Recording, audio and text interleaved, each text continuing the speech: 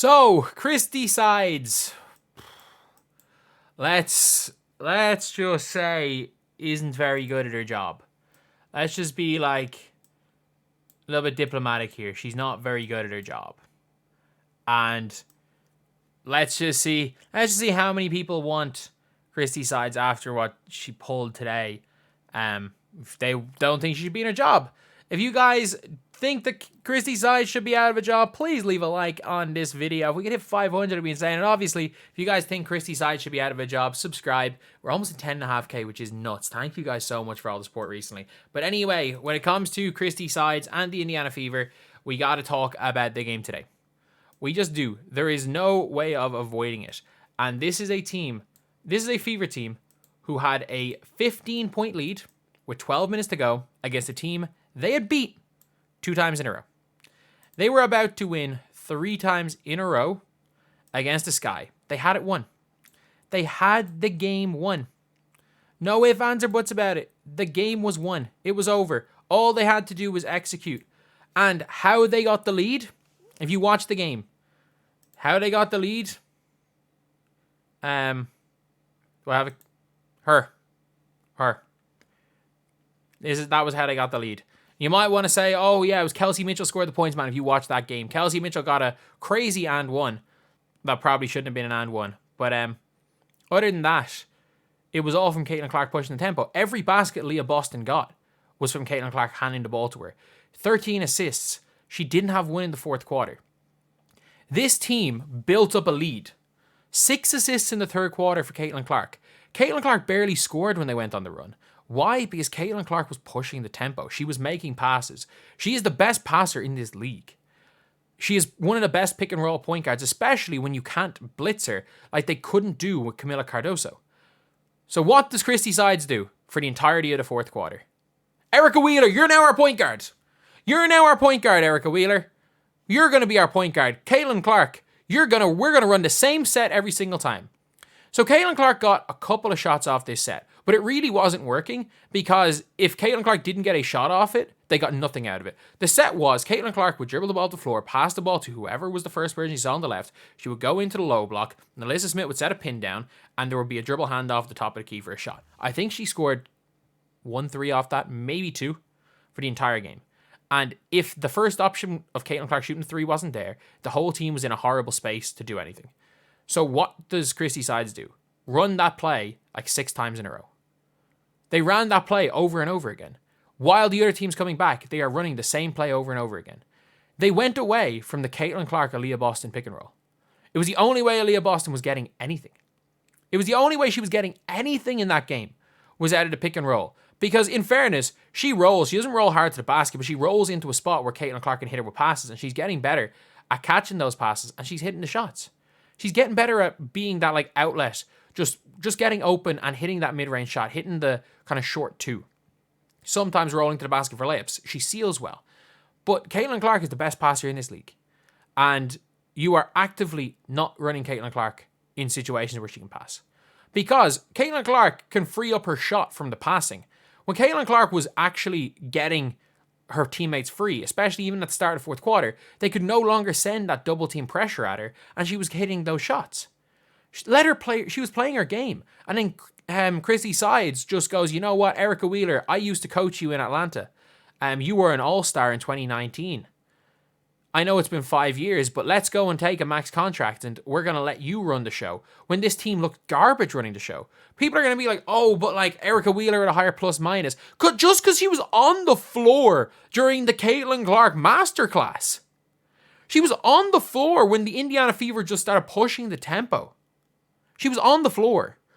Like, it is complete incompetence. It is incompetence when you've got a team that looks best. It's very clear. The team looks best when they're running. So you've got a team that looks best when they're running the floor. But yet, your best running guard is Celeste Taylor, and she sits her ass on the end of the bench. Your team can't guard anyone. Your best defensive player as a guard sits her ass on the bench. Like, Lexi Hull can't really shoot the ball particularly well. I know Katie Lou can. She isn't shooting well this year. Wallace was okay today. But like, even down the stretch when Marina maybe missed a second free throw, what was Christy Wallace even trying to do that possession?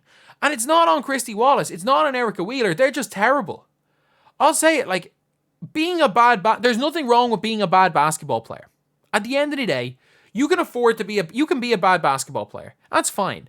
But you being on the floor as a not very good player is not on you. It's on the coach. And the coach continuing to play players that are just bad at the sport of basketball. It's really frustrating to watch because they're not just bad, they're terrible. They're absolutely terrible. And this game right here, especially at 84 all, lads, 84 all, they have an end line play with a minute and a minute and 10 seconds to go? A minute and 10 seconds to go. She has 2 timeouts and a reset left. She doesn't call a timeout. And then immediately after the timeout, they miss on the end line play.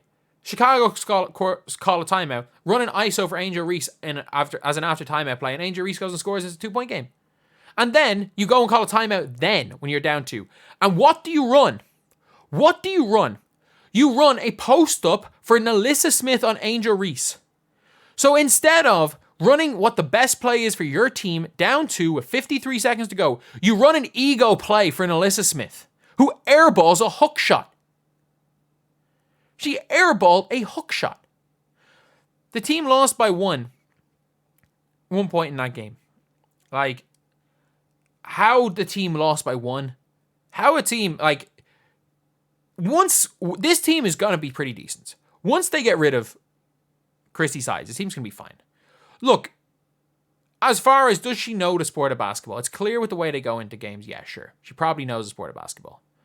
But the fact is that the definition of insanity is doing the same thing over and over again and expecting different results. And that is the definition of Christie sides coaching. She doesn't know when to call timeouts. She doesn't know what her adjustments are. She gets scared of making any sort of risky calls during the game. So whatever her game plan is, no matter what the other team do, she will stick to her game plan, which is why they've been beating by 30 when teams like the Sun and the Liberty have just figured out their game plan early and they can't do anything. When a team figures out her game plan, she can't do anything. She doesn't have a plan A, B, or C. She only has a plan A. Her plan B is plan A, but worse. It's not like a Marcelo Bielsa in football where plan B is plan A, but better. A plan B is plan A, but worse because they forget. They just don't trust her. And her inability to rotate players is crazy. There's no way. There's absolutely no way. But obviously you can't play her in this game. There's no way to Saxton, a defensive specialist at South Carolina, who I think won Defensive Player of the Year when she played in Europe in her league. A defensive specialist sitting on the bench while Angel Reese is absolutely destroying Nalissa Smith. You've got a defensive specialist big sitting on the bench. Obviously, you can't put her on the floor. But what the hell is she doing on the roster? What is she doing on the roster when you have a player that is getting destroyed and you have to leave them on the floor because otherwise you're putting Katie Lou on the floor? What type of a coach sees that game and doesn't switch the matchups with Boston and Reese? Or Boston onto Reese. Angel Reese is not bullying Aaliyah Boston. When Angel Reese tried to go at Aaliyah Boston, she got swatted. And yeah, sure. You could say, oh yeah, but Cardoso would destroy Nalissa Smith. Man, Cardoso, the difference is that Cardoso was destroying Aaliyah Boston. She was destroying Boston. And Nalissa Smith was getting destroyed by Angel Reese. At least switch the matchups to nullify Angel Reese. It's not going to change what happens with Cardoso. So, this is just a terrible basketball coach. She's just terrible. Like, she's making $500K a year coaching. I'm sorry. Like, there's hope for all of us. There is actually hope for all of us if she's making that much coaching basketball.